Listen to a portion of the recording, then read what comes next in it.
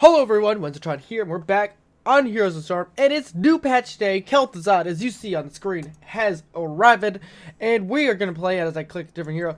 We're going to play him today, and we're going to try out and see if we can make it work. I have played him a little bit so far, and no success so far. Not my fault, just weird teams, lots of mages. But anyways, we're going to get into it, everybody. Hope you enjoy this video, and please don't forget that like button and subscribe as well if you enjoy, and leave a comment in the section down there on how you think they implemented Kel'Thuzad. Words are hard. Alright, everybody, we've landed on Skytown. It's a good one. Silent, and I may yet tolerate your presence. Confront of Kel'Thuzad. So we got him, everybody. He's in the game after everybody has. Much anticipated hero has arrived. 2 Heroes of the Storm. And oh my god, is he fun to play. So, my level 1 talent, at least for my first impressions here, is Barbed Chains. I like this talent. So this is after increases the damage of your chains by 125% after getting 30 blight, and then reduces the armor by 15 for 4 seconds. So these level 1 talents are all like quests, either with a passive or somewhat passive game. This one though does not actually have one. I missed. Haha! I got Valera with my chains. Looks like we're gonna lose our Garage though, because Leoric has received his rework, so people are playing him a lot right now. Gonna use that. Slow the Jaina down. So as for his abilities, you've already seen me use all of them. So you got the Q, which is Death and Decay. When you use the skill shot after a short little wind up, it deals damage in an area on the ground. And then as you see now, I'm getting quest stacks. Why is that, you say? I just use my combo. So I use my W to root, which is Frost Nova, which is this ability with a little area of effect in the center, and then it explodes. Heroes in the center to become rooted, or minions rather too. And then I'm using my chains here, and those chains, you attach one as a skill shot from you onto a hero or enemy structure, and then the second time you can recast the ability from that hero as the new skill shot. Uh-oh, I'm dead. Yep. Bye-byes. From the structure, and then Garage needs to get out. And basically, the idea is that your chains, when they connect, they stun targets together. And then that sets up for your W. So I think what you want to do is you E, W, and then Q. Or WEQ. Because there is a 1 second delay on your W. I'm not sure. Indeed. He is very combo oriented. That is for sure. So we did get another kill. Even after I died, our friendly team has gotten some work done. I'm going to stay up here and soak top because we are slightly behind in XP, about a half a level. So yeah. And now, level 4 has arrived. He's got a couple cool talents here. One of them is the Phylactery. So the Phylactery is the respawn on regen globes.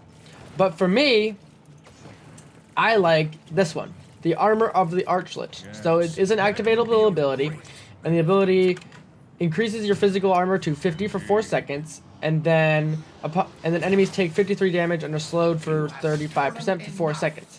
Reason I'm getting this talent is to counter Valera. Valera is going to make my life a pain in the butt. I'm gonna die. And do some slowing, and that's about it.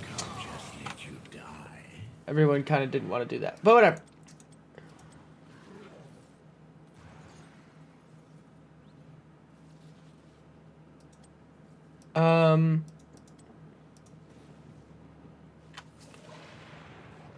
So I'm trying to think of what the other talent here is.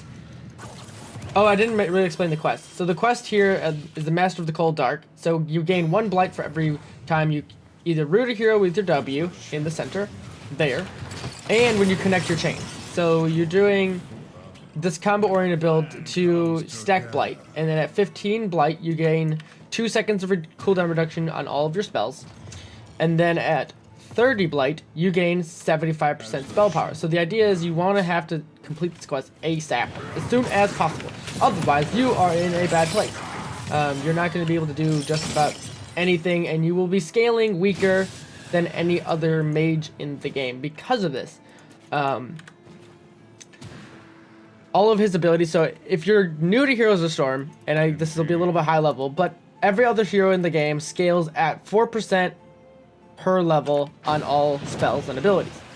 When you have Kel'Thuzad here, he is much less because of this quest. Because otherwise, if he scaled at 4%, they would make him way overpowered. So they have to even it out somehow, and this is the way they do it. And now we're at level 7, so this one we're going to go for Glacial Spike. So it's a 30-second cooldown to another activate ability, so you spawn a little spike on the ground that you can use to chain your chains of Kel'Thuzad onto when there is nothing around. Because ideally you want to be using this on 2 heroes next to each other, but that is not always going to happen, such as me and Jaina there. I'm going to stay and tell the team. We're a level down. So, and where's the other thing to know is that his Q activates on the first thing it hits. Either it's minions, mercenaries, or structure.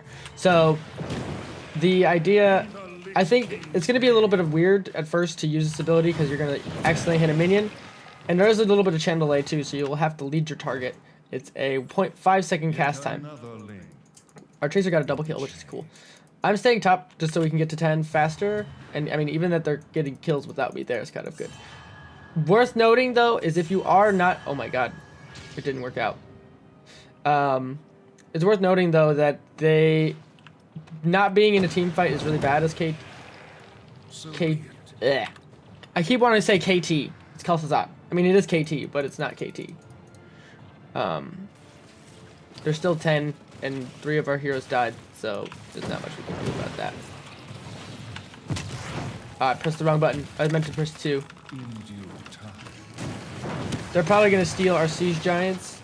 The magic of the temple. This team. So, here we are at level 10. Heroic abilities are now active. He's got 2. One is Frost Blast. This is kind of like Pyro Blast, but not really. It's more about the rooting it does rather than the damage it deals. And then the other one is Shadow Fisher. This is an AoE ability that is about the base of a normal character, and it does a decent amount of burst damage. And that is a kill on the Asmodan. I'm gonna go for Frost Blast. I think this just looks more fun. I like the ability itself. It looks neat, and why not?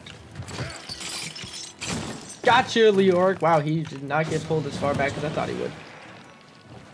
But that helps me stack up my Cold Dark. We are now at the breakpoint of the... Uh-oh, Valier's behind me right here. Hi.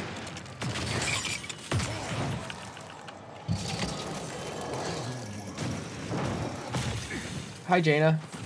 Oh, nice. And there's Leoric too. Feels bad. So, I don't know what we were doing over here. I don't know why we're doing boss when we're all split.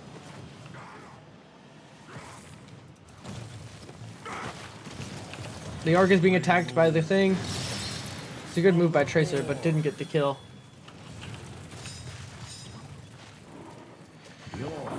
Our team is just all over the place. It's been just like the theme of today. Everybody just is on their own little mission and playing however they feel like playing. There's almost absolutely no grouping, and there's no any... Oh, I just realized why. It's because it's a new season, so I'm technically in placement matches. So that's the thing. So that is the thing. I didn't even remember that. As the shadow wins. So they're at the bottom shrine. We haven't gotten a single fort. We've just been dying. In the Lich King's name. So we are still a level behind, which is terrible. This level deficit is beginning to show.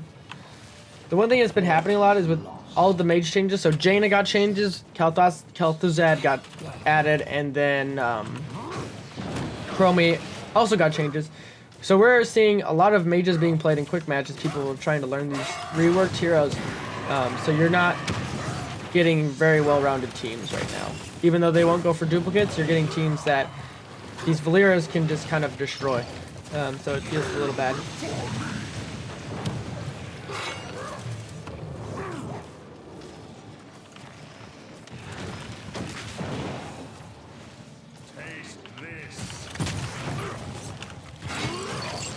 Oh, I hit my E. So the other thing to know is that the glacial spike can be attached directly to or the E can be attached directly to the glacial spike. So if you mess it up on accident, you don't realize you actually hit it, it can make your life quite difficult. I'm just sending that over there so Garrosh could have got away. Making her disengage. So now we're 13. Azmodan was attacking our bot fort. Falls Dead should have actually cleared that, but instead we didn't. Siege Camp is better than Bruiser Camp.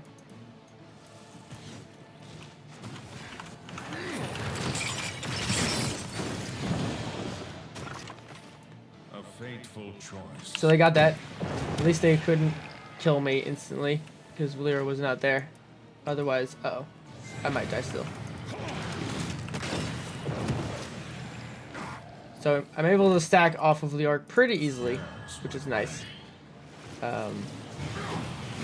Leoric is a very good counter against Garrosh, and since his rework, he's very much a bruiser, even more so than he was before. Just pulling Leoric around so he can't auto attack anyone. Right. I don't think they're doing boss considering their tank is now dead. Their biggest health pool. And they don't have a support, so there's not a high probability that that's happening.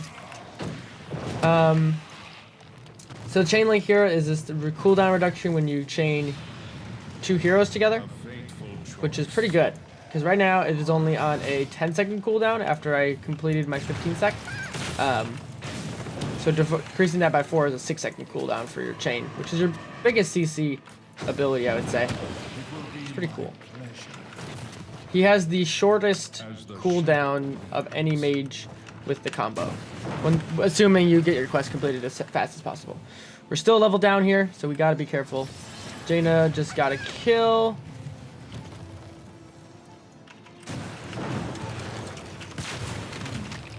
That sounds logical. Jaina's on me, and that's a kill. Man, they're really synchronizing that really well. They must be grouped up. Do not let these approach them. Your foes have annihilated. And then this is, well, basically how all of my games have been going so far. It's a little bit of pain in the butt. I'm trying to learn this hero, and everyone, like, our tanks just don't know what they're doing. Everyone else doesn't know what they're doing, it feels like. So level 16, Hunger and Cold. Obviously this is quick match though, so it is what it is. They're getting top shrine and pushing in the middle as well. Leoric is just bodying us compared to Scrosh.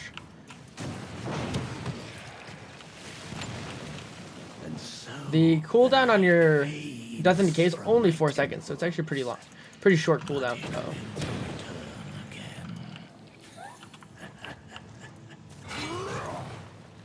He barrel rolled in like a silly. Oh my god.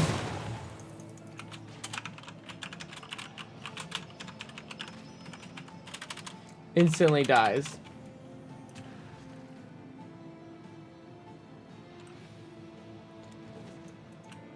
So now, the level 16 talent I got here is Hunger Cold. So this is a special kind of vulnerability.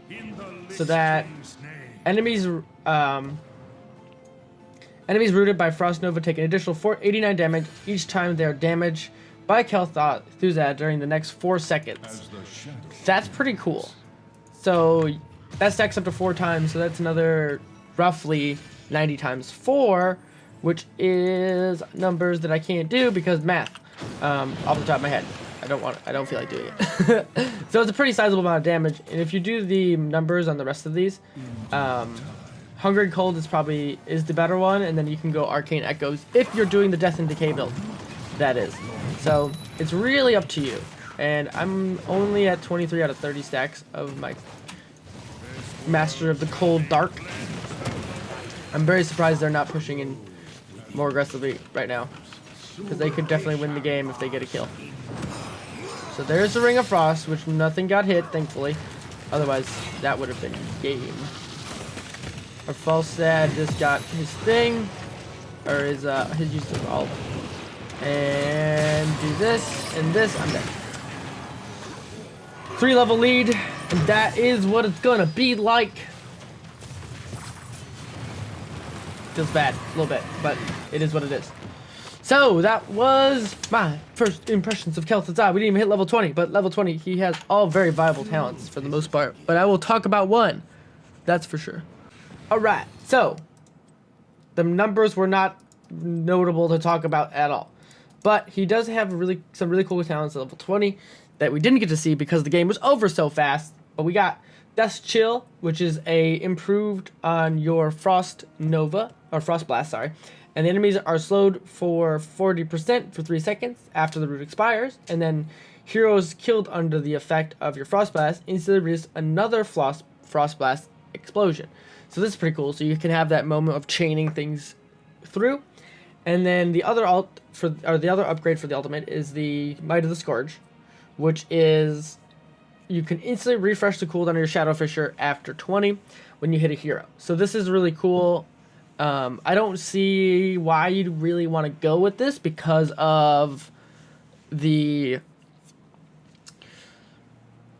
it's already a hard ability to hit unless you have a comp working together to land that ability. I mean, it does a lot of damage, that's for sure. But not as good as I would say this one.